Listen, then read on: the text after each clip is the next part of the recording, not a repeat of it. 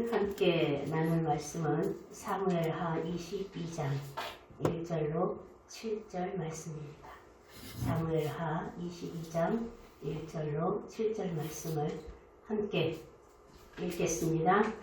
여호와께서 다윗을 모든 원수의 손과 사울의 손에서 구원하신 그날에 다윗이 이 노래의 말씀으로 여호와께 아뢰어 이르되 여호와는 나의 반석이시요 나의 요새시요 나를 위하여 나를 건지시는 자시요 내가 피할 나의 반석의 하나님이시요 나의 방패시요 나의 구원의 뿌리시요 나의 높은 망대시요 그에게 피할 나의 피난처시요 나의 구원자시라. 나를 폭력에서 구원하셨도다. 내가 찬송받으실 여호와께 아뢰리니 내 원수들에게서 구원을 받으리로다.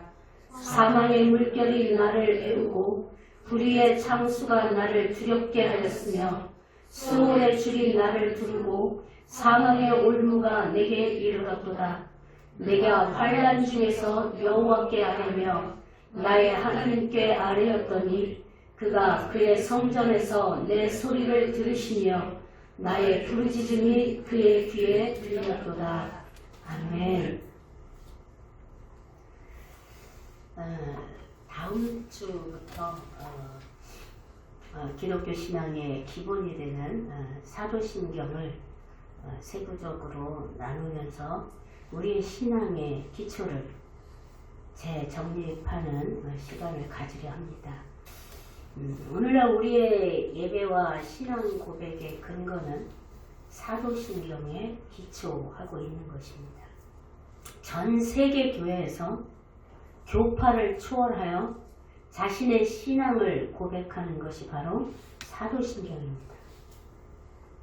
그러니까 사도신경은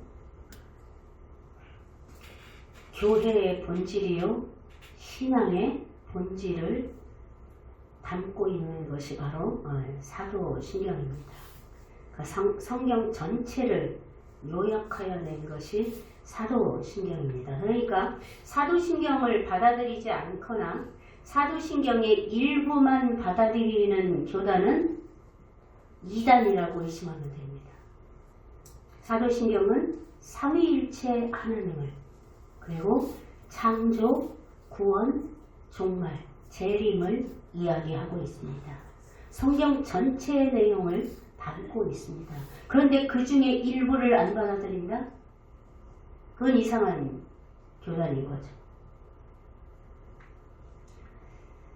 우리가 일상을 살면서 하나님에 대한 바른 인식과 하나님과 나의 관계에 대한 정체성에 서 있지 않으면 우리는 작은 바람에도 흔들리고 넘어질 수밖에 없습니다. 우리가 매일 성경을 읽는 목적이 무엇입니까? 흔들리고 넘어지지 않기 위해서 내 생명의 근원이신 하나님, 그 하나님의 말씀을 내가 따르기 위해서 그래서 내 하나님의 영광을 내 삶의 날마다 경험하고 하나님께 영광을 올려드리기 위해서 말씀을 날마다 읽고 있는 것입니다. 그런 목적하에 가정 예배를 드려야 하는 것입니다. 매일 읽고 듣는 말씀과 매일 말씀을 읽으라고 권면을 듣고 가정 예배를 드리면서도 그 읽고 듣는 말씀과 동떨어진 삶을 우리가 얼마나 많이 살고 있습니까? 그만큼 신앙의 뿌리가 약하다는 것입니다. 그만큼 신앙의 기초가 부실하다는 것입니다. 기초가 든든한 집은 태풍에도 견디지만 기초가 부실한 집은 장마에도 무너집니다. 그것처럼 우리의 신앙의 뿌리가 얼마나 깊이 내려져 있느냐 그렇지 않느냐에 따라서 하나님의 말씀이 내 삶에 미치는 영향력이 다른 것입니다. 마치 길가에 뿌려진 말씀은 돌짝밭에 뿌려진 말씀은 어떻습니까? 성경이 어떻다고 했습니까? 견고히 뿌리를 내린다고 했습니까? 뿌리를 내리지 못해요. 돌짝밭에 뿌려진 씨는 뿌리를 내리지 못해서 햇볕에 타서 없어진다고 했죠. 우리에게 말씀이 뿌리를 깊이 내리지 못하는 이유가 그것입니다. 여러분의 신앙의 뿌리가 견고하지 못하다는 증거입니다. 그래서 사도신경을 통해서 하나님이 어떤 분이신지 나 알아 하나님. 그런데 그 하나님이 내 삶의 신앙으로 고백되어지는 하나님이냐는 거죠. 예수 그리스도가 어떤 분인지 그리고 그분이 하신 일이 뭔지 그래 그분이 십자가에 죽으셨지. 내 죄를 위해서. 근데 그것이 내 삶의 매일매일의 고백과 회개로 연결되고 있느냐는 거죠. 예수 믿으면 성령님이 오신다고 했어. 알긴 아는데 그 성령님이 오늘 내 안에서 지금도 내 안에서 역사하고 계셔서 나의 생각과 마음을 주관하시고 삶을 주관하시고 나를 통해 영광 받으시며 나 때문에 탄식하고 계시다는 것이 순간순간 고백되어지고 알아지고 그래서 그분께로 돌이켜지느냐는 거죠. 그것이 신앙 고백인데 그래서 그러한 하나님에 대한 고백이 내 삶의 고백이 되기 위해서 그러한 하나님과 예수 그리스도 성령님에 관하여 그리고 우리 신앙의 끝 종국에는 무엇이 기다리고 있는지 여기까지 재림까지 다 다루고 있는 것이 사도신경이죠. 그래서 우리의 신앙의 기초를 든든하게 다져보려고 합니다. 그에 앞서서 오늘은 다윗의 신앙 고백을 통해서 신앙 고백이란 이런 거야. 우리가 다음 주부터 이 신앙 고백에 대해서 나눌 텐데 신앙 고백은 이런 거야를 오늘 먼저 배우고 여러분의 신앙 고백을 새롭게 써 내려가기를 결단하고 다윗을 통해서 또 그러한 신앙 고백을 내 삶에 새롭게 써 내려가기를 갈망하는 시간을 갖기를 원합니다. 사무엘하 22장은 다윗이 변방의 모든 대적들을 다 점령하고 이제 이스라엘의 평강이 찾아왔을 때 이스라엘의 오늘과 자기 자신의 오늘을 되돌아보면서 하나님을 찬양한 글입니다. 이 22장은 시편 18편과 거의 유사한 내용을 담고 있습니다. 다윗은 먼저 이스라엘이 오늘 태평성대를 누리게 된 것이 그 근원이 오직 하나님의 도우심과 대적들로부터 건지신 구원하시는 하나님의 은혜에 있음을 찬양하고 있습니다. 그러면서 그 하나님의 은혜를 다양한 이름들을 붙여서 그 하나님을, 그 전능하신 하나님을 표현하고 있습니다. 그것이 바로 2절과 3절에 나와 있습니다. 한번 같이 읽어보겠습니다. 여호와는 나의 반석이시요 나의 요새시요 나를 위하여 나를 건지시는 자시요 내가 피할 나의 반석의 하나님이시요 나의 방패시요 나의 구원의 뿌리시요 나의 높은 망대시요 그에게 피할 나의 피난처시요 나의 구원자시라 나를 폭력에서 구원하셨도다. 아멘. 이 하나님을 내가 찬양할 때 4절에 보면 원수들에게서 나를 건져내실 것이라는 확신으로 고백하고 있습니다. 나는 다윗처럼 전쟁을 치르지 않고 있는데요. 우리는 날마다 매 순간 영적 전쟁을 치르며 살아가야 합니다. 매 순간 영적 전쟁을 느끼지 못한다는 건 내가 그만큼 주님과 함께 동행하고 있지 못하다는 뜻입니다. 성령님이 내 안에 살아계시다는 것을 인식하지 않고 살고 있다는 뜻입니다. 내 생각, 내 지식, 내 경험을 의지하여 살고 있다는 뜻입니다. 다윗은 하나님은 내가 피할 안전한 바위시요 반석이심을, 그리고 나를 원수들로부터 건지실 하나님으로 요새가 되셔서 나를 안전한 곳에서 대적들을 물리칠 수 있게 하시는 하나님이심을, 방패가 되셔서 대적들의 칼과 창을 막아주시는 하나님이심을, 안전한 피난처가 되어주심을, 그리고 그 모든 대적들의 손에서 건지시는 구원의 하나님이심을 고백하고 있습니다. 우리가 날마다 살면서 습관적인 내 생각, 습관적인 내 마음의 태도로 살아갈 때 이것이 나의 대적입니다. 나는 늘 이렇게 살았습니다. 그런데 이것이 주님의 뜻에 합당하지 않다면 주님, 이것은 나의 대적입니다. 버립니다. 주님의 마음을 받아들입니다. 주님이 뜻하심을 받아들입니다. 이때 내가 취할 태도가 주님이 원하시는 것으로 가르쳐 주십시오. 이게 영적 전쟁인 거예요. 이렇게 주님을 의지하여 드리고 구할 때, 지혜를 구할 때 주님이 응답하시고 지혜를 주시고 버렸을 때 새로운 생각을 떠올려 주시면 그것이 바로 응답하시는 하나님, 구원의 뿌리신 하나님, 나의 피할 바위가 되시는 하나님이 되시는 겁니다.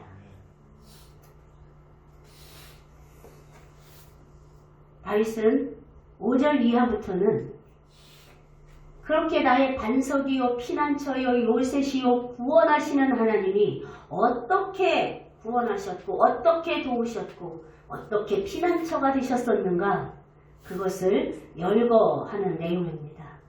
그래서 7절에 보면 자기가 환난 중에 부르짖을 때 하나님이 구원하셨다 하면서 그 구원하신 전능하신 하나님을 그렇게 표현하고 있습니다. 대표적으로 우리가 그 전능하신 하나님, 자기에게 구원을 주신 하나님을 어떻게 표현하셨는지 8절을 보면 하나님이 대적들을 향하여 진노하셨을 때 땅이 진동했다 이렇게 표현합니다. 그것이 하나님의 전능하심이죠. 또 11절에 보면 하나님이 그룹을 타고 나르셨다. 하나님의 전능하심을 표현하고 있습니다. 13절에 보면 하나님의 광채로 말미암아 숯불이 피었다. 하나님의 광채가 얼마나 밝으면, 얼마나 그 빛이 강하면 숯불이 피었다는 거예요. 하나님의 광채로 말미암아. 그 숯불이 피었다는 건 뭐예요? 그 불로 말미암아 대적들을 멸하셨다는 얘기예요. 또 39절에 보면 그 하나님이 내가 대적들을 무찔러 진멸시키고 대적들이 내 발 아래 엎드려 다시 일어나지 못하게 하셨다. 어떻게 그렇게 하셨느냐? 40절. 주님의 능력의 띠를 나에게 띄워주셨다. 주님의 능력의 띠를 나에게 띄워주셔서 그 능력이 내 능력이 되게 해주셨다. 그래서 나는 대적들이 내 앞에 굴복함을 보았다. 또 41절에 보니까 원수들이, 대적들이 등을 보였다. 등을 보였다는 건 무슨 얘기예요? 전쟁에서 도망가고 있다는 거예요. 대적들이 이스라엘의 하나님으로 말미암아 다윗의 군사들을 보고 도망갔다는 거예요. 그래서 그들을 끊어버리게, 즉 진멸하게 하셨다. 그래서 우리는 승리할 수 있었고 오늘 태평성대를 누리게 되었다. 그렇게 찬양하는 것입니다. 23장 4절에 보면 하나님은 돋는 해의 아침빛 같으시다. 5절에 보면 하나님이 만사에 구비하고 견고하게 하셨으므로 모든 대적들을 대적함에 있어서 미리 구비하게 하셨다. 하나님이 예비하셨다. 하나님이 필요한 모든 것이 되어주셔서 하나님이 구원과 소원을 이루어 주셨다. 그렇게 표현하고 있습니다. 그뿐이 아니라 시편 27편 1절을 보면 다같이 봅니다. 여호와는 나의 빛이요 나의 구원이시니 내가 누구를 두려워하리요. 여호와는 내 생명의 능력이시니 내가 누구를 무서워하리요. 하나님이 나의 빛이 되셔서 모든 길을, 모든 전쟁을 인도해 가시니, 그리고 그 전쟁으로부터 나를 구원하시는 하나님이시니 내가 누군들 두려워하겠느냐. 그분이 내 생명의 능력이시면 내 생명을 지키시는 분이신데 내가 무엇을 두려워하겠느냐. 그렇게 고백하고 있습니다. 다윗이 이런 하나님에 대한 고백을 들으면서 여러분은 무엇을 발견하십니까? 하나님과의 관계의 중요성입니다. 다윗은 하나님과 자신의 삶의 모든 부분을, 모든 일들을 공유했습니다. 하나님과 공유했다고요. 그러니까 하나님과 사연이 많은 사람이에요. 다 공유했으니까. 내가 지금 전쟁을 치르고 있는데 이렇습니다. 내가 지금 내 마음이 두려움에 엄습해 오는데 주님 나를 도와주십시오. 주님 내 마음이 슬픕니다. 주님 내 마음에 힘이 빠집니다. 주님 내 생각에는 이런데 주님 생각에는 어떠십니까? 모든 일을 공유했다는 얘기예요. 공유한 만큼 하나님과 다윗 간의 사연이 많아진 거예요. 하나님과 공유할수록 사연이 많죠. 그럼 하나님과 공유하는 방법이 뭡니까? 뭡니까? 기도예요. 기도. 기도로 아뢰는 거예요. 기도는 회개만 기도가 아니에요. 슬픈 일, 좋은 일, 나쁜 일, 기쁜 일, 모두 큰 일, 작은 일 모두를 공유하는 거예요. 그럴 때 하나님과 나는 우리가 주변에 나에 대해 모르는 것이 없는 친구가 하나 있어요. 그 얘기는 바로 그 친구와 나는 모든 것을 공유한다는 뜻이잖아요. 마찬가지예요. 하나님도. 여러분이 크고 작은 모든 것을 하나님과 공유한다? 하나님과 사연이 많은 거예요. 하나님은 그 사람에 대해 모르는 것이 없는 거예요. 물론 공유하지 않아도 그 사람에 대해 아시지만 공유하면 그만큼 공유하는 사람도 하나님에 대해 안다는 뜻이에요. 그러니까 이런 고백이 나올 수 있는 거예요. 하나님을 경험하여 알기 때문에 공유하는 만큼 하나님을 경험하게 되는 거예요. 공유하는 만큼 하나님을 경험하여 알게 되는 거예요. 하나님이 다윗을 아는 만큼 다윗이 하나님을 다 알진 못하겠으나 적어도 여기 앉아있는 우리보다 다윗은 훨씬 더 많이 우리가 비교할 수 없을 만큼 하나님을 경험하여 안 사람이라는 얘기예요. 그만큼 공유했기 때문에 자신의 삶을. 그래서 다윗은 시편 23편에서 하나님과 자신의 관계를 목자와 양의 관계로 표현하고 있습니다. 한번 같이 읽어봅니다. 여호와는 나의 목자시니 내게 부족함이 없으리로다. 그가 나를 푸른 풀밭에 누이시며 쉴만한 물가로 인도하시는도다. 아멘. 양과 목자의 관계. 양은 눈이 어둡습니다. 목자의 소리를 듣고 따라다닌다. 눈이 안 보이는 건 아니지만 그래서 쉽게 옆길로 빠질 수도 있고 궁창에 빠질 수도 있어요. 그래서 목자의 음성을 따라 그 목자의 지팡이를 따라가면 안전합니다. 그런 양이 푸른 풀밭에 눕는다. 초장을 발견했다는 뜻이죠. 푸른 초장을. 광야에 푸른 초장이 많겠습니까? 광야에서 푸른 초장을 찾기 위해서는 수없이 많이 돌아다녀야 했겠죠. 그런 고난이 있었지만 결국에는 나를 푸른 초장에 인도하셔서 누웠다라는 얘기는 그 전에 뭐가 있었다는 얘기예요? 배불리 먹었다는 뜻이에요. 그 다음에 양은 겁이 많아서 함부로 눕지 않습니다. 그런데 목자의 보호 아래서는 배부르고 물을 마시고 목자가 나를 지키고 있음을 알 때는 누울 수 있습니다.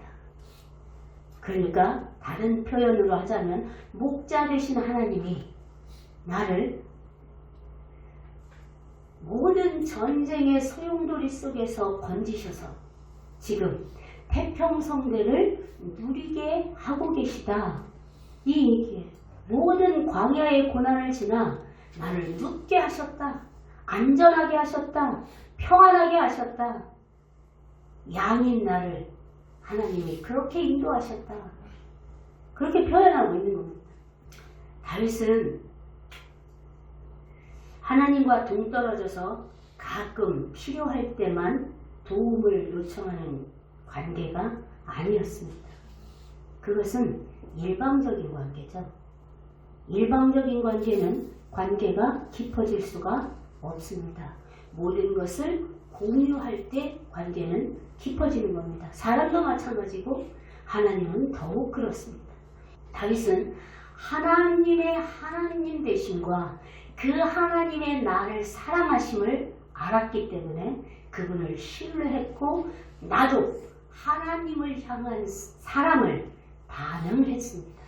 하나님을 사랑하고 있다는 반응이 뭡니까? 공유하는 겁니다.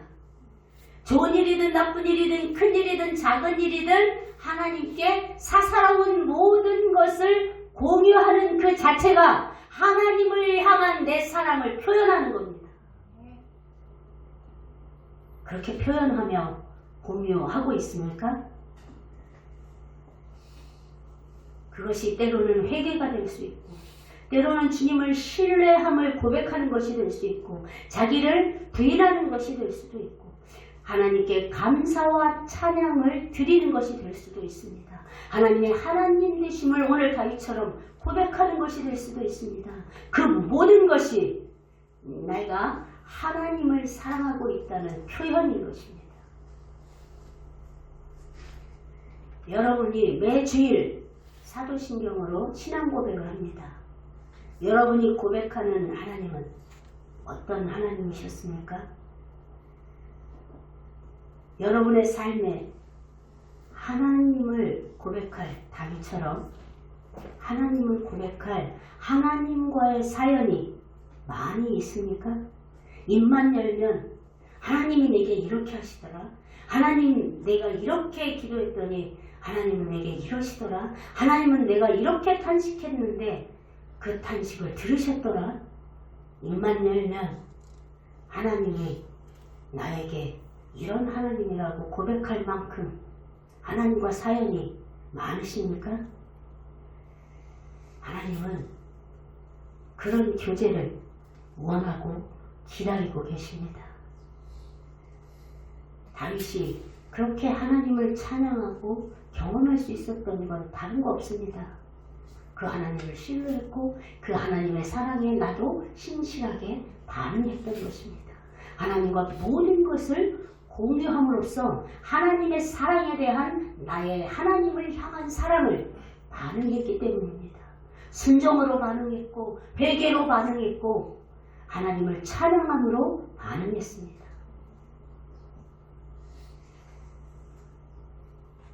십자가에 자신을 버리기까지 우리를 사랑하신 하나님의 사랑, 그리고 오늘 내가 있기까지 나를 사랑하신 하나님의 사랑, 그 사랑에 이제 여러분도 갈망과 사랑으로, 열망으로, 회개로, 예배로, 찬양으로, 간구로 반응하시기를 주님의 이름으로 권면합니다.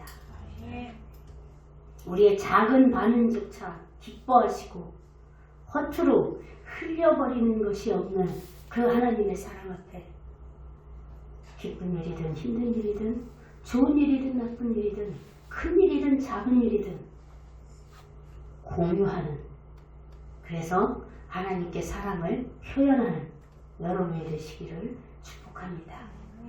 우리는 때로 기도는 내가 아쉽고 필요하면 기도는 열심히 하는데, 그래서 그 문제가 해결되면 내가 그렇게 기도했던 만큼의 감사와 찬양을 하나님께 드리고 있습니까? 늘 우리는 그것은 가볍게 여깁니다. 해결되면 끝. 감사합니다. 그럴 것이 아닙니다. 그건 온 마음을, 온 사랑을 표현하는 게 아닙니다. 감사와 찬송, 회개와 간구, 이 모든 것이 하나님을 향한 우리의 사랑의 표현이요, 매사에 하나님을 인정하는 길입니다. 습관적으로 우리는 우리의 경험, 우리의 지식, 이것을 무의식 중에 신뢰하고 무의식 중에 그것을 따라 살아갑니다. 무의식 중에라는 건 그만큼 깊다는 뜻입니다. 그 깊이까지 배어있는 하나님을 멸시하는, 하나님을 업신여기는, 내 경험, 내 지식을 의지한다는 건 뒤집으면 하나님을 멸시한다는 거잖아요. 업신여긴다는 거잖아요. 그 습관을 버리고 하나님을 인정하고 하나님을 신뢰하고 하나님의 능력을, 하나님의 전능하심을, 하나님의 긍휼을 구하기를 주님의 이름으로 축복합니다. 그래서 그때마다 하나님과의 사연이 쌓여서 하나님과 사연이 많은 다윗처럼 모든 것을 공유해서 하나님과의 사연이 많은, 그래서 고백할 것이 많은 여러분이 되기를 축복합니다. 그래서 오늘부터 사도신경을 시작하는 다음 주부터 우리의 신앙 고백을 새롭게 써내려가는 저와 여러분이 되기를, 그리고 우리 주양의 학생들이 되기를 주님의 이름으로 축복합니다. 다시 써내려가는 나의 신앙 고백을 지금까지의 신앙 고백과 분별하여 써보시기를 바랍니다. 오늘 예배를 끝낸 후에 집에 가서 지금까지 나의 신앙 고백은 뭐였는지, 그리고 오늘부터 내가 새롭게 써내려갈 신앙 고백을 어떠하면 좋겠는지 한번 써보시기를 바랍니다. 그래서 오늘 이 예배가 나의 인생의 신앙 고백을 새롭게 써내려가는 예배가 되었음을 선포하고 결단하기를 축복합니다.